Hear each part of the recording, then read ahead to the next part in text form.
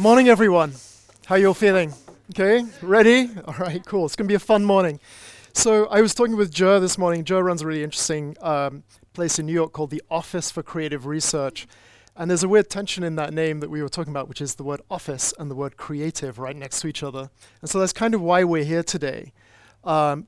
Typically, we were talking with Stowe last night, when we think about productivity work, it has that barbed wire feeling to it, right? And when we think about productivity, we don't think about it that way at all. We think that, the Pope said, without work there is no dignity. We think that productivity is this massively important emotional thing in our lives where we're trying to create something, to be a part of something larger than ourselves. We have that sense of belonging, that sense of achievement. And so when we think about that world that we live in, it really means something to us, and yet the landscape within which we're working is changing, and it's changing in some pretty dramatic ways. And I'm not, just to kind of quickly run through some of the things that are changing, the world is much more interconnected than it's ever been before. The speed and volume of data and communications coming at us is sort of unprecedented. And networks are allowing information to flow faster than ever before, even though obviously in some parts of the world that's being tamped down. And at the same time, technological change is happening at an exponential rate. And when you take all of these things together, it creates a very unpredictable world. General Stanley McChrystal, when we talked to him, he told us about volatile conditions on the ground. And the same thing applies if you're a startup or a company or an enterprise. How do you behave in this world? And for about 100 years, Frederick Winslow Taylor introduced this model of efficiency. We've run our companies the same way since then. We've educated our kids in the same way. Everything was sort of pointing towards this model of efficiency, this model of doing the same thing repetitively at scale with maximum efficiency. We train our workers to behave that way. Our management books train us to behave that way at work. Our companies are geared towards that. And yet when the world around you is changing very, very fast and very dynamically all the time, suddenly you can find yourself doing the wrong thing very efficiently. And that becomes a real problem. It becomes a survival problem.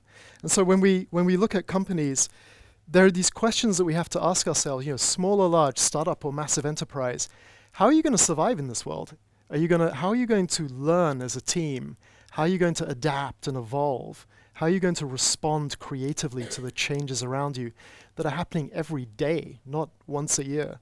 And so add to that this whole thing that's happening now with automation, and the fact that automation is gradually eroding and probably will in the future continue to chip away at routine work and rote work.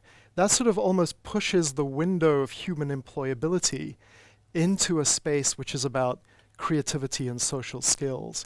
So if you take all of those things together, creativity starts to suddenly feel tremendously important. And we need to rethink education, we need to rethink productivity with creativity in mind. And so we're going to ask some questions today. And I'll just give you a brief preview of those questions. We're going to hear two amazing speakers actually stand up and prime our minds. And then we're going to split into working groups and dive deep on some of these questions. So just to give you a taste, some of these questions, as we shift from economies of scale to economies of innovation, one of the questions becomes, how do we foster a culture of creativity at work? How do we get away from risk aversion? How do we stop those Gallup polls that come in every year telling us that half our workforce is massively disengaged, and instead create a culture, an operating system, as Aaron would say. So Aaron talks about an operating system for our organizations. How do we create an operating system that promotes fearless creativity? Another question, when we're in this world of abundant real-time information, constant data, how do we make sense of it? And can we actually use it to increase the quality of our work? So instead of our productivity tools just helping us document stuff, can they actually help us think and be more creative at work? That's going to be another question we'll dive into.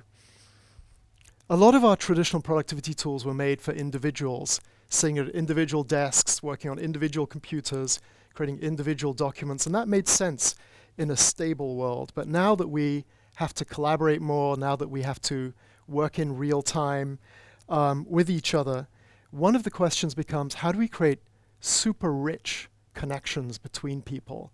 How do we create high trust interactions within teams and between teams? So that's going to be another group.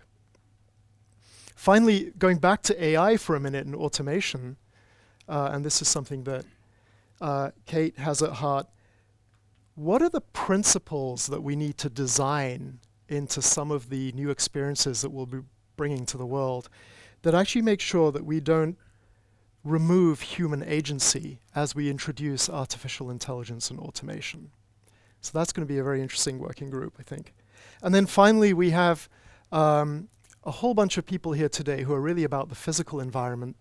And we're going to create a group that mixes some of those people in with the rest of you. And we're going to talk about, the workplace. Why go to work today if you can work from anywhere? What is the workplace for? Why is it still important? We believe that it is still important. In fact, we believe that the workplace is a critical tool for knowledge exchange and for creating togetherness, co-presence, as Dave would say.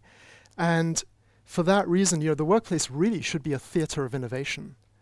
And clearly, today's paradigms of isolated offices or open-plan chicken farms don't really create a theater of innovation. And so how can we rethink workplace environments to support both individual creativity and team creativity at work? So really coming at creativity from many different angles. That's why you're all here, you're all different. We have a very, very multidisciplinary and cross-organizational group of people here. And our aim, as Letha said, really is just to have this discussion amongst ourselves. We hope that we'll all benefit from this. It should be interesting for everyone attending.